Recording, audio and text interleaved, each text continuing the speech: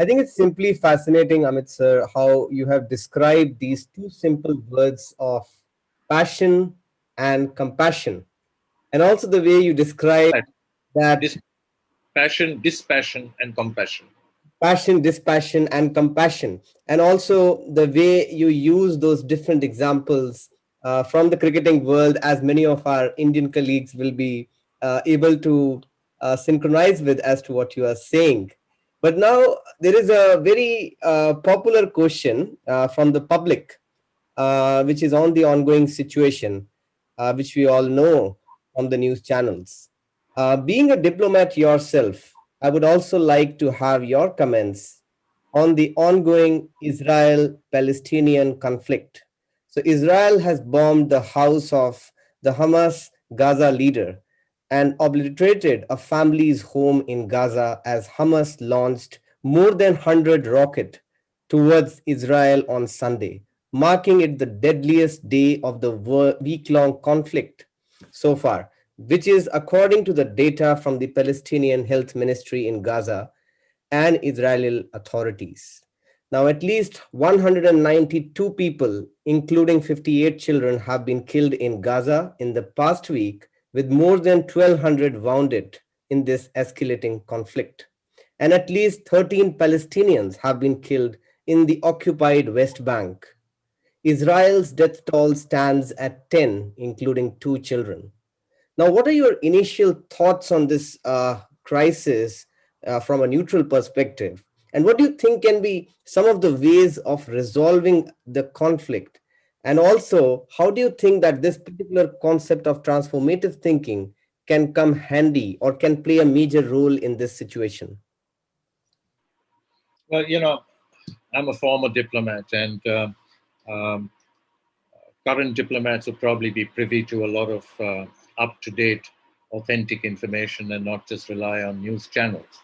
And in my case, I unfortunately have to rely on news channels and on articles in prestigious and recognized and respected journals like Foreign Policy, Foreign Affairs, etc., and listen to podcasts by bright and brilliant people. Um, the whole Israeli uh, uh, Palestinian issue, and I'm just saying Palestinian in this case. Uh, Arab would be an important element to put into the equation. And many of the Arab countries, by the way, have recognized Israel and are doing business with Israel, which is quite different from what it was 40, 50 years ago. And when we look at the conflict, and your question is how do you resolve it? It would be the same question I could possibly ask. How would you resolve the situation that was there in Rwanda, in Darfur, in the former Yugoslavia, in the current conflict that's taking place between Ethiopia and Eritrea, India and Pakistan, China and the rest of the world? Um, I think let me make two or three points on this. The first is in transformative thinking. We recognize that because of the socialization process, there is a baggage that we are all carrying with us. A baggage of a way of thinking, because that's the way it was always done, and that's the way it should be done, and that's the way we know how it's done. And this is a baggage, and I say it's a baggage because it then stipulates that if ABC happens, then XYZ is the response, and it's a response because that's the way it's always been done, and that's the expected response. And usually, therefore, when we look at conflicts which have continued over many, many decades, it's because the XYZ has never changed. It may undergo minor alterations and modifications or amendments, if you like, tweaking here and there, but it's not dramatically changed. So the perspective, the dramatic shift in perspective is what transformative thinking is all about. I mean, if you take Ian Jacobs' statement, which we just talked about a few minutes ago, it's not that a great university doesn't provide education. That's not what he's trying to say. Great universities and great educational institutions must provide education. They must do outstanding research. But that's what he's saying, is that it can't stop there. Most certainly they will make money in terms of getting more and more students, and so they have a revenue pipeline, and everybody would know, here's a great university, fantastic education. But he added the third component. It's, do you transform lives by what you do? We take it for granted to say that, and God knows, I mean, in my diplomatic career, I've always argued that youngsters like yourself, and they say there's so many Indian students who are studying abroad, and I myself studied abroad. I mean, I studied at the University of McGill as a Commonwealth Fellow, and I heard it there that Mr. Dasgupta, you're going to become the ambassador of India for Canada. And so when you go back and you speak to people about Montreal and McGill University, you will speak with affection, with respect, and you then become a spokesperson. So we look at students also as investments. But I think what's important in what Professor Jacobs said is, do you transform lives? Do you help, let's say, mitigate the climate change challenge? Do you address water? Do you address the need for pure air, the pollution that's taking place? Do you have something that you can contribute in that area?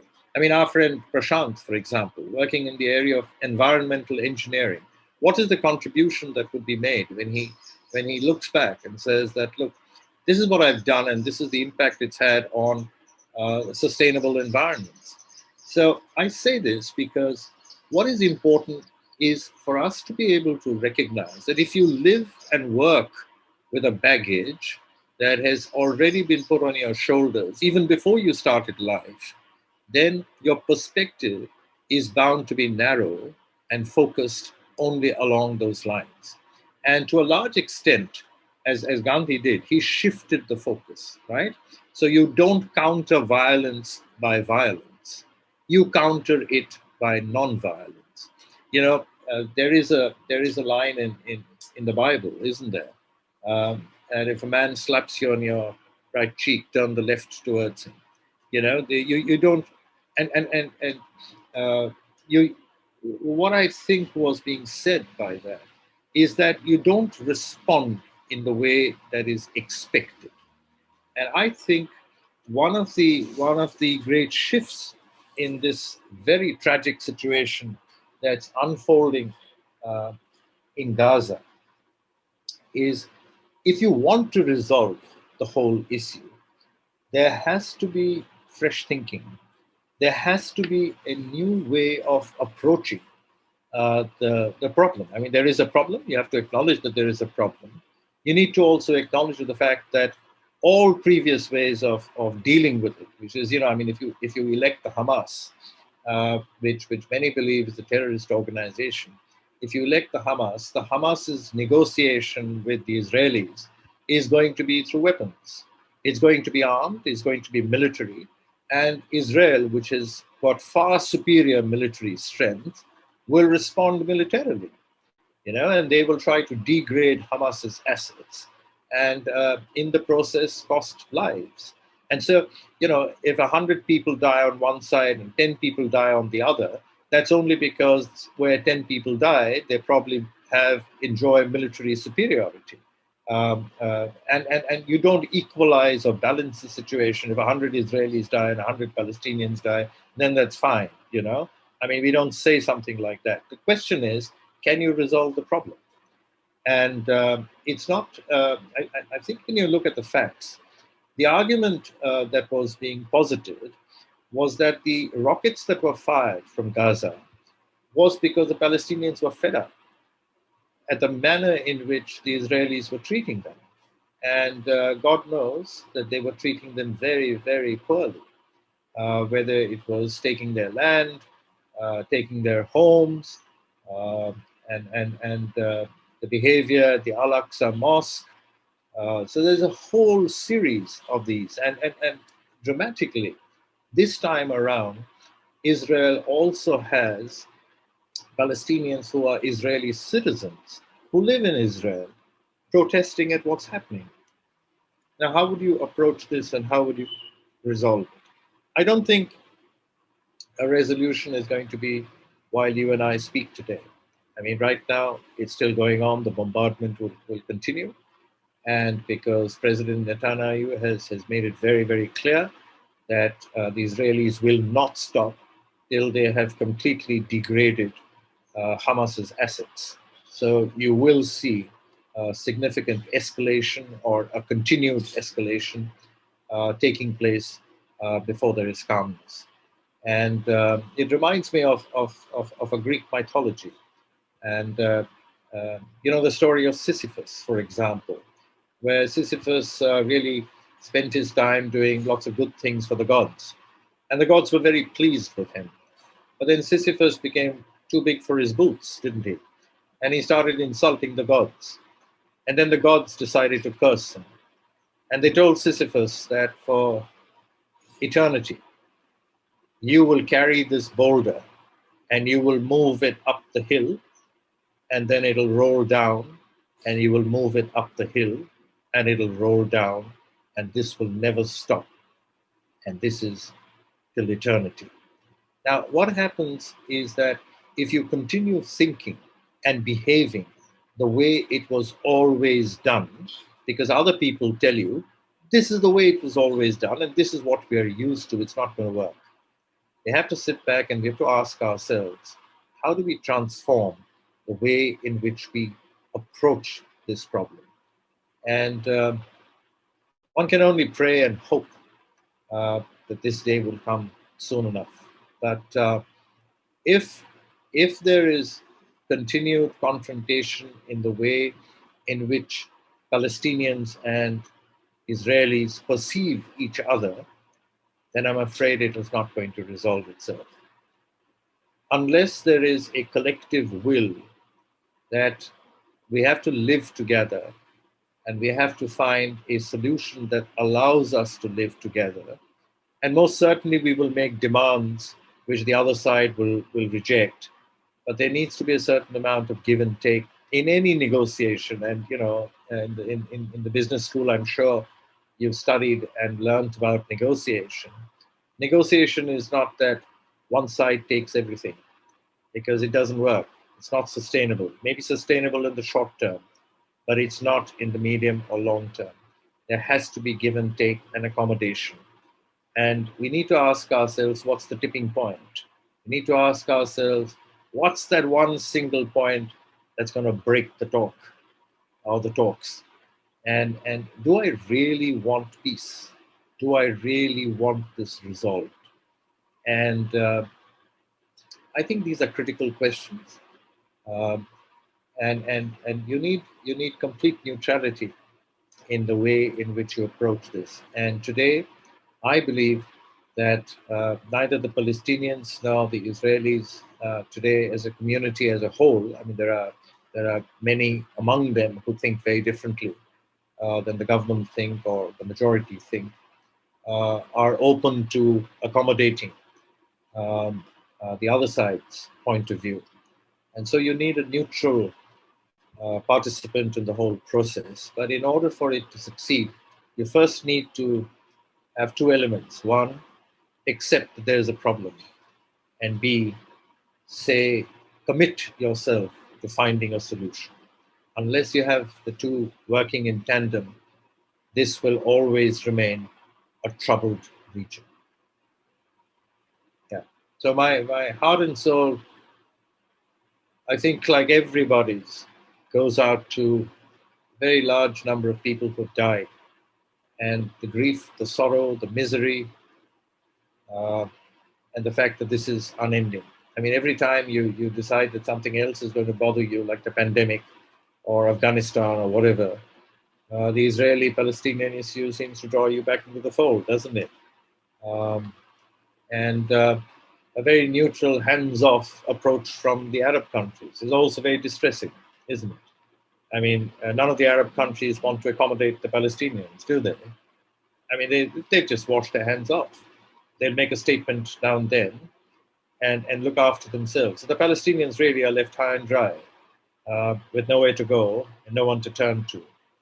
And I doubt if the Palestinians would ever have the kind of superiority that the Israelis have. So what does it do? It gravitates people like the Hamas towards other terrorist organizations like the Hezbollah. And the only response to a very tragic, pathetic situation, which the civilian population is involved, children are involved, is military. It's armed. It's terrorism, and uh, that's not the solution. It's just not the solution because terrorism will attract a military response, and Israel has far greater superiority um, in such a response, and consequently, there will be terrible, terrible consequences. I mean, we all tell ourselves, that the global community needs to do something. Tell me, have you over the past 1 month or more read anything about Myanmar? We've forgotten, haven't we? I mean, there was a military coup there. A elected leader was thrown out, right? And then we said, this is what we need to do, and it's a terrible thing to do, etc., etc. Crackdown took place. A large number of innocent Myanmarese demonstrators were shot dead. Have we heard anything about anything on Myanmar? No, look, the world has a very short memory, don't they? I mean, after the Second World War, people said, we will never forget. We will never forget. Je me souviens, we will never forget that the number of conflicts we've had and the number of people who've died post Second World War, not from smoking or lung cancer, I'm talking about armed conflicts, is more than the number of people who died in the Second World War. It's far more. And so the global community does have a very interesting way of keeping quiet, of forgetting, and perhaps looking at Mars and deciding, I must make a trip to Mars. But is it the right thing to do? I don't think so. But it will be the thing that we do, because that's what drives us, doesn't it? We don't really care, do we, on how many people in Myanmar die. It doesn't bother us, really. I mean, it bothers us, but it doesn't bother us. The same thing will happen in the Middle East. And these conflicts, therefore, have a self-perpetuating streak in them. And they continue. They keep coming up, and they keep going away, and they keep coming up, and they keep going away. But then you and I live in different worlds, don't we? But the Palestinian and the Israelis, they are the ones who take the brunt of what's going on. Innocent people die. You and I are not bothered about the fact that if a soldier dies, the soldier's already committed himself or herself to dying in battle. If a terrorist dies, that's what the person signed up for. But when a child dies, when innocent civilians die, that's not what they've signed up for. I mean, they have as much a right as you and I and so many other people to live a decent life, to have hopes and aspirations, don't they? But we take it away from them. Yeah. Did that make sense? Completely. I totally agree with all the points which you have raised. Obviously, there might be some points where we might require discussion beyond the scope of this podcast. And it might continue to go on for hours and hours because this crisis of Gaza, Israel and Palestinian conflict has been going on for years and years. And I really hope that these two sides can come to some sort of negotiation in the times to come. What I can learn from this session, Amit sir, the top 2 to 3 tips for me, and I'm sure for a lot of students who must be watching this session, one can be that be passionate towards your dreams. If you're really passionate towards something, be it like, for example, I'm passionate to represent the students. I'm passionate towards, creating your my own startup or working in different startups. So whatever you're passionate about, make it your dream and keep on working towards that as your sole goal. Secondly, you talked about wonderfully that look at the hidden side of everything, look at what is not there, uh, as to what you can see now. So basically changing the way you think and thus transforming the lives through the actions you do in the near future. And also the way you beautifully portrayed the fact that acceptance of problem is important. There is a problem in hand, but we are not ready to accept it because probably we are too arrogant, or probably we are denying the fact that there is a problem before actually coming to the solution. And that for me was a key takeaway from this podcast. And with this, we essentially come to an end to our second PGC Weekly Podcast series. And we would like to thank Mr. Amit Dasgupta for taking his valuable time to come and join us for this podcast. And let me just remind all the viewers who might be watching this podcast that Amit Dasgupta has taken his valuable time to join from India, and I really thank him for that. And also to everyone for joining us today through Zoom or listening to the recorded version of the same afterwards. We really hope to see you at the same time next week with a new topic and a new speaker with more insightful discussion. But till then, it's goodbye from my side. Have a good night, everyone. Thank you very much, Saurabh. It's been an honor to be part of your program, and I do hope the conversation that we've had uh, uh, would be of some value and can trigger many questions. I'm sure that the questions can be directed to me, and I'd be very happy to speak to anyone on them. The idea behind the podcast and what I've said is not that it's the final word, because I think transformative thinking, one of the big things about it is that it's constantly evolving, constantly changing, and you can therefore have multiple ways of transformative thinking. You can have yours, I can have mine, and there's no one size fits all. Thank you, and good night. Thank you so much. Have a good night, everyone.